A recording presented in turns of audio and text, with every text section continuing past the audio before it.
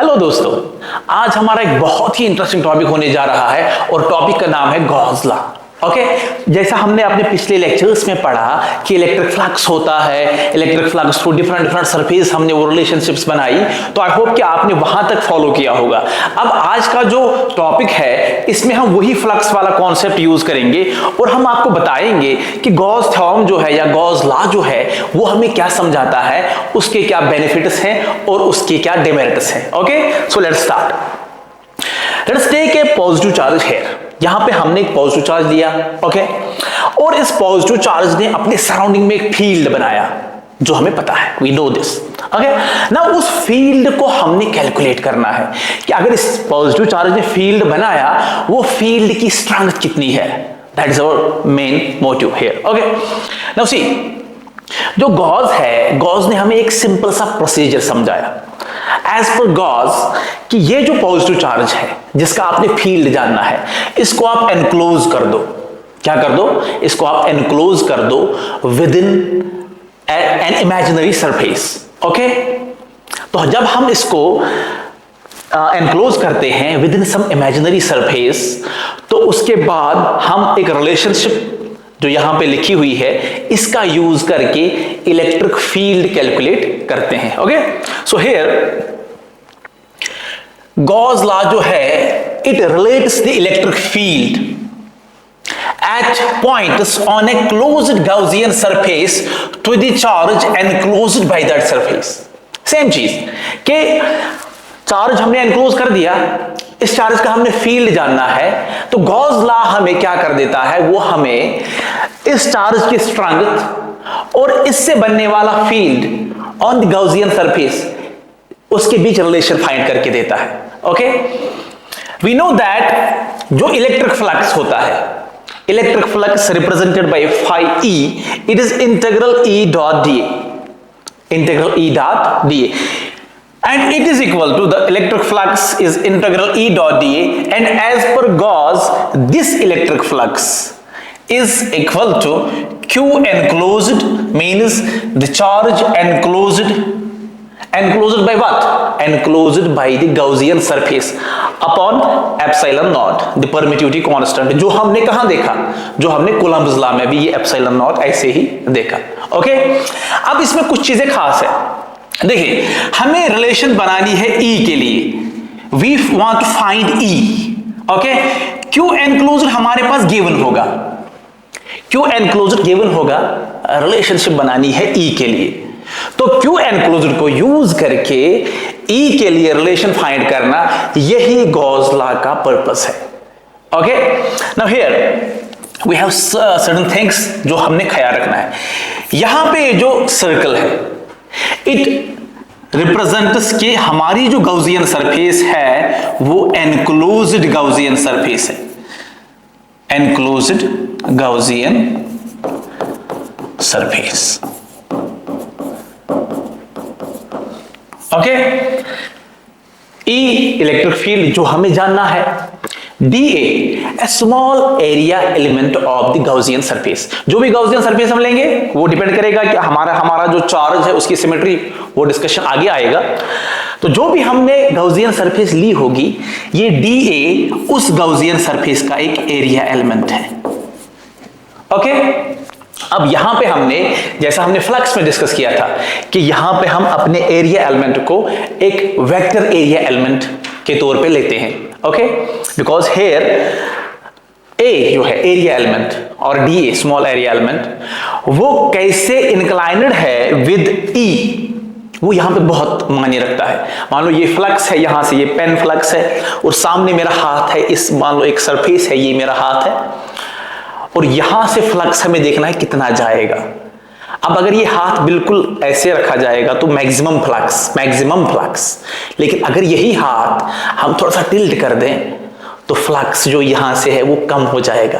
अब मेरे हाथ में से उतना फ्लक्स पास नहीं होगा। तो यहां पे यही मकसद होता है, ये जो एरिया है यानी ये किस तरह इंक्लाइंड है with respect to this electric field, incoming field, ये यहां पे इंपॉर्टेंट है, तभी हम एरिया को जो है एज ए वेक्टर लेते हैं। ओके, तो ये दो चीजें हो गई। और यहां पे Q एनक्लोज्ड, यानी वो चार्ज जो हमने गाउसियन सरफेस में एनक्लोज कर दिया। मान लीजिए यहां पे हमारे पास, जैसे यहां पे Q एनक्लोज्ड, यहां पे कोई चार्ज हमने लिया है, यहां पे ये हमारा Q एनक्लोज्ड है, मान लीजिए यहां पे भी चार्ज है, लेकिन गाउसियन सरफेस ये है, ये ब्लू सरफेस जो आपको दिख रही है, तो ये Q एनक्लोज्ड नहीं है, ये कंसिडर नहीं किया जाएगा, ये कंसिडर नहीं किया जाएगा। Okay, one thing. Second thing, ये जो ब्लू सरफेस यहां आप देख रहे हैं, इसकी कोई रेडियस होगी R रेडियस, ये स्फेरिकल सरफेस है जो कि यहां पे क्लियरली विजिबल है। यहां जो ये आप छोटा सा पैच देख रहे हैं, ये एक छोटा सा एरिया एलिमेंट है DA।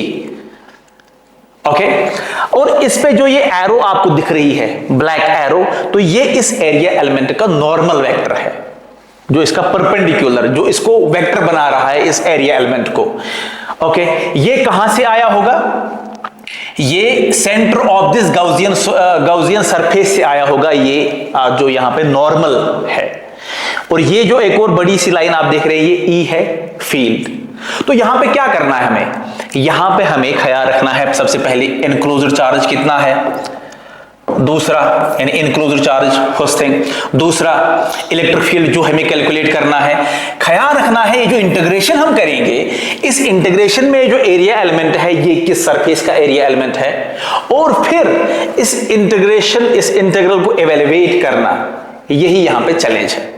ओके, यहां पे कुछ चीजें हैं जो हम आगे डिस्कस करेंगे कि जैसे मैंने यहां पे एक स्फेरिकल गाउसियन सरफेस ले ली, तो क्या कोई और शेप की गाउसियन सरफेस हम ले सकते हैं, अज्यूम कर सकते हैं? ये डिपेंड करता है सिचुएशन पे, ये डिपेंड करता है आपकी चार्ज डिस्ट्रीब्यूशन पे।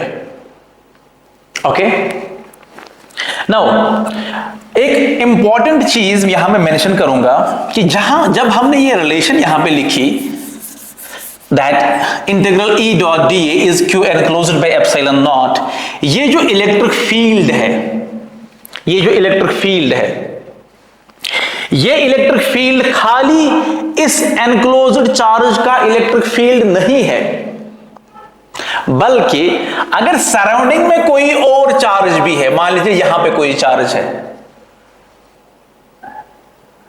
ये उस चार्ज का फील्ड भी है। ओके, लेकिन ये जो Q एनक्लोज्ड है, it is only the charge that is enclosed. Okay, ये बड़ी इंपॉर्टेंट बात है कि फील्ड जो है, फील्ड एनक्लोज्ड चार्ज और जो चार्ज एनक्लोज नहीं भी हुआ है लेकिन सराउंडिंग में है, फील्ड में वो उसका इफेक्ट भी है, लेकिन यहां जो एनक्लोज्ड चार्ज है वो खाली वो चार्ज है जो गाउसियन सरफेस ने एनक्लोज किया हुआ है। ओके, आई होप यहां तक क्लियर होगा। Now we will move on. Symmetries, मतलब जब हम ये गाउसियन, ये जब गॉस लॉ हम इवेल्युएट करेंगे, इस इक्वेशन को जब हम सॉल्व करेंगे, then we will see that ये जो हमारा रिलेशन है E dot dA equal, I hope आपको अब याद होगा, Q enclosed upon epsilon naught. Okay, तो इसको इवेल्युएट करना जो है कुछ केसेस में ही पॉसिबल हो जाता है बाय हैंड, थ्रू हैंड। मान लीजिए हमारे पास चार्ज, एक पॉइंट चार्ज है, सम Q चार्ज, और इसका मुझे इस पर्टिकुलर पॉइंट पे फील्ड देखना है, जो point at some distance r दूर है, इस पॉइंट का हम नाम रखते हैं P पॉइंट। अब अगर मुझे गॉस लॉ यूज करना है और यहां पे मुझे फील्ड फाइंड करना है P पॉइंट पे, तो मैं गाउसियन सरफेस बनाऊंगा और उस गाउसियन सरफेस में ये P पॉइंट भी आना चाहिए। Then I will use this equation और मैं जो है E फाइंड आउट करूंगा। इशू आया साहब, इसमें कोई बड़ी बात है नहीं। ओके, तो ये जो यहां पे मैंने गाउसियन सरफेस ले ली, ये स्फेरिकल है, ये स्फेरिकल गाउसियन सरफेस है, तो मैं कहूंगा अभी जो गाउसियन लॉ में, गॉस लॉ में यूज कर रहा हूं, ये मैं यूज कर रहा हूं इन स्फेरिकल सिमेट्री, यानी मेरी जो गाउसियन सरफेस है वो स्फेरिकल है। स्फेरिकल सिमेट्री का मतलब है गाउसियन सरफेस स्फेरिकल है। अब अगर ऐसा सीन होगा, चार्ज ऐसे डिस्ट्रीब्यूट हुआ होगा, ऐसे, ओके, तो इस चार्ज डिस्ट्रीब्यूशन, ये ऑब्वियस सी बात है कि इसको मैं स्फेयर में तो नहीं रख सकता, इसको मैं रखूंगा ही तो किसी सिलेंडर में ही रखूंगा। तो यहां जो चार्ज डिस्ट्रीब्यूशन है, लाइन चार्ज डिस्ट्रीब्यूशन, इसके लिए जो गाउसियन सरफेस अप्रोप्रिएट है वो है सिलेंड्रिकल गाउसियन सरफेस। तो मैं कहूंगा कि जब मैं ये इवेल्युएट कर रहा हूंगा ये चीज, तो मैं कहूंगा मैं गॉस लॉ जो है इंप्लीमेंट कर रहा हूं in it cylindrical symmetry. Cylindrical symmetry, okay. अब अगर फॉर एग्जांपल चार्ज डिस्ट्रीब्यूशन है ऐसे, एक प्लेन पे जो है चार्ज डिस्ट्रीब्यूटेड है, प्लेन सरफेस पे, इसको मैं दो तरीके से, यहां पे गाउसियन सरफेस मैं दो तरीके से ले सकता हूं। या तो मैं सिलेंडर ले लूं, वो भी अप्रोप्रिएट है, तो बनेगी यही सिलेंड्रिकल सिमेट्री। या तो मैं pill box, Gaussian pill box ले लूं। मैं यहां पे इसको दोबारा बनाता हूं,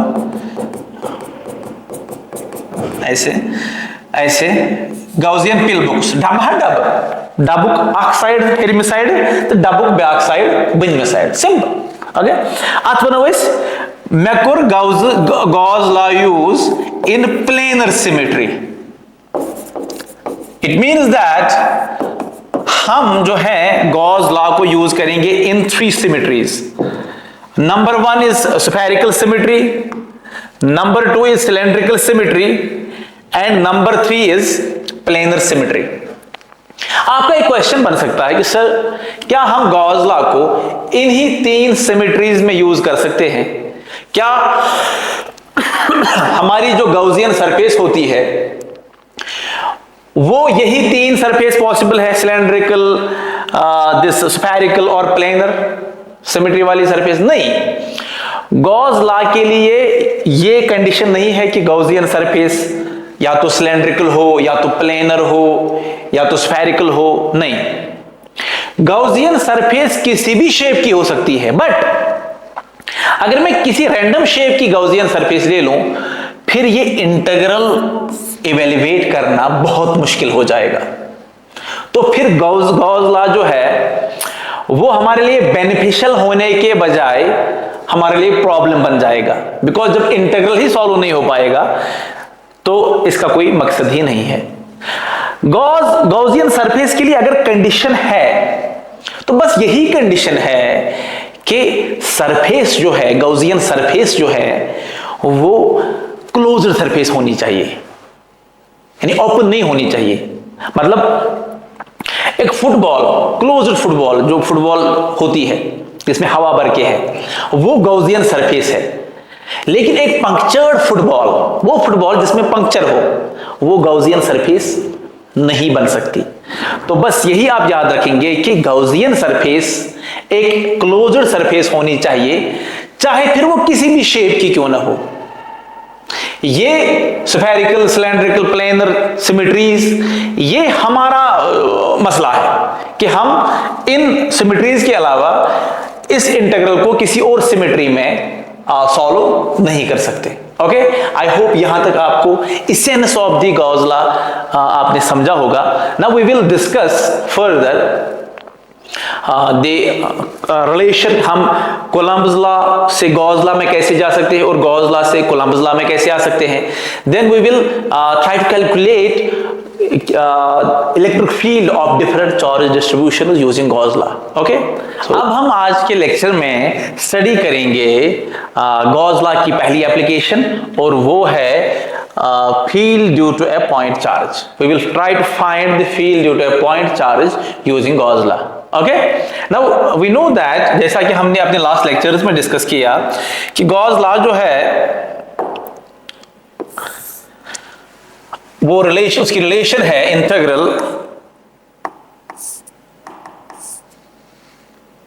कैंसिल, इसको लाना बस तो नहीं कर सकते।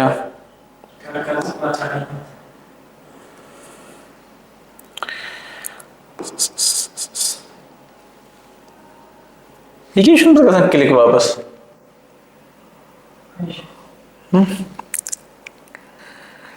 ये क्लिक क्यों नहीं होता है? पता लिखा पेस्ट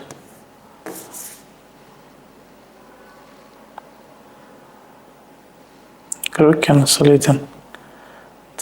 ये करो ये ठीक। हेलो दोस्तों, आज का हमारा टॉपिक है गॉस लॉ के रिलेटेड ही। आज हम गॉस लॉ की पहली एप्लीकेशन जानेंगे और हम फाइंड करेंगे electric field due to a point charge. Okay, और ये स्फेरिकल सिमेट्री वाली एप्लीकेशन है। Okay, now we know that Gauss law जो हमारे पास है उसकी रिलेशनशिप है integral E the electric field dot D A is equal to Q enclosed upon epsilon naught. Okay, अब E हमें फाइंड करना है और DA जो है, DA ये है एरिया एलिमेंट। किसका एरिया एलिमेंट है? ये गॉसियन सरफेस का एक छोटा सा एरिया एलिमेंट है ये। ओके, नाउ सी, अगर हम यहां जाएंगे तो ये प्लस क्यू चार्ज यहां पे एनक्लोज्ड है। ओके, और ये जो येलो सरफेस यानी एक स्फीयर आपको दिख रहा है, ये हमारा गॉसियन स्फीयर है। वी नो कि ये जो फ्लक्स यहां से निकल रहा है प्लस क्यू चार्ज से, जो फ्लक्स निकल रहा है वो थ्रू गॉसियन सरफेस बाहर जा रहा है, और E की जो डायरेक्शन है वो है आउटवर्ड्स। इलेक्ट्रिक फील्ड की direction on Gaussian surface such outwards. ठीक है, ओके। अब अगर हम यहां पे एक छोटा सा एरिया एलिमेंट ले लें, मान लीजिए यहीं पे हम छोटा सा एरिया एलिमेंट लेंगे DA, हमारा DA एरिया एलिमेंट जो है वो ये हमारा एरिया एलिमेंट है। अब इस एरिया एलिमेंट पे जो नॉर्मल जाएगा वो भी जाएगा आउटवर्ड्स, वो भी जाएगा outwards in the same direction जिस डायरेक्शन में इलेक्ट्रिक फील्ड E जा रहा है। Okay, now may be you may gate confused कि सर हम ये एक स्फीयर है तो स्फीयर पे हम नॉर्मल कैसे डालें? याद रखिए बेटा कि स्फीयर पे अगर आपने नॉर्मल डालना है तो आपने ओरिजिन से आना है रेडियली आउटवर्ड्स। ओरिजिन से आना है, सेंटर से आना है, सेंटर ऑफ द स्फीयर से आना है रेडियली आउटवर्ड्स। तो वो जो लाइन सेगमेंट है वही स्फीयर का नॉर्मल माना जाता है। तो डिफरेंट पॉइंट्स पे अगर आप जाएंगे तो आपको डिफरेंट नॉर्मल, फॉर एग्जांपल अगर आप यहां जाना चाहे, ये एरिया एलिमेंट है तो आपको ऐसे एक नॉर्मल बाहर की तरफ लगाना पड़ेगा, N cap normal. Okay, now यहां पे इंपॉर्टेंट ये चीज है कि E इलेक्ट्रिक फील्ड और एरिया एलिमेंट जो हमारा वेक्टर एरिया एलिमेंट DA है, इनकी डायरेक्शन सेम है, ये दोनों एक ही डायरेक्शन में है। सो अगर हम यहां पे अपनी इक्वेशन को थोड़ा सा एक्सपेंड कर दें, हम लिखेंगे इंटीग्रल E, यानी ये जो डॉट प्रोडक्ट है यहां पे, इसको अगर हम खोलें हम लिखेंगे E DA cos theta is Q enclosed. Q enclosed हमारे पास एक Q चार्ज है, positive charge upon epsilon naught. Okay, now यहां पे theta that is angle between E and DA, यहां पे 0 डिग्री है, and we know that cosine cos of 0 degree is 1। Okay, तो यहां पे हमारी इक्वेशन रिड्यूस हो जाती है E DA is Q upon epsilon naught. Okay, now ये जो गॉसियन सरफेस है, चार्ज हमने इसके सेंटर पे रखा हुआ है। इट मींस ये जो डिफरेंट एरिया एलिमेंट्स हैं गॉसियन सरफेस के, they are at equal distance from the centre of the Gaussian surface, और गॉसियन सरफेस की रेडियस हमने r मानी है, तो स्मॉल r हमने मानी है गॉसियन सरफेस की रेडियस। ओके, और ऑल द एरिया एलिमेंट्स, जितने भी एरिया एलिमेंट्स हैं वो इक्विडिस्टेंट है from the centre. Okay, it means that, इसका क्या मतलब है? इसका मतलब ये है कि ये जो E है, इलेक्ट्रिक फील्ड जो है वो यूनिफॉर्म है on the whole Gaussian surface. Okay, तो इस वजह से हम E को इस इंटीग्रल से बाहर निकाल सकते हैं। सो हम लिखिए E integral DA is Q upon epsilon not. Now यहां पे आप फोकस कर दीजिए, अब हमें सॉल्व करना है ये वाला पोर्शन। Integral DA.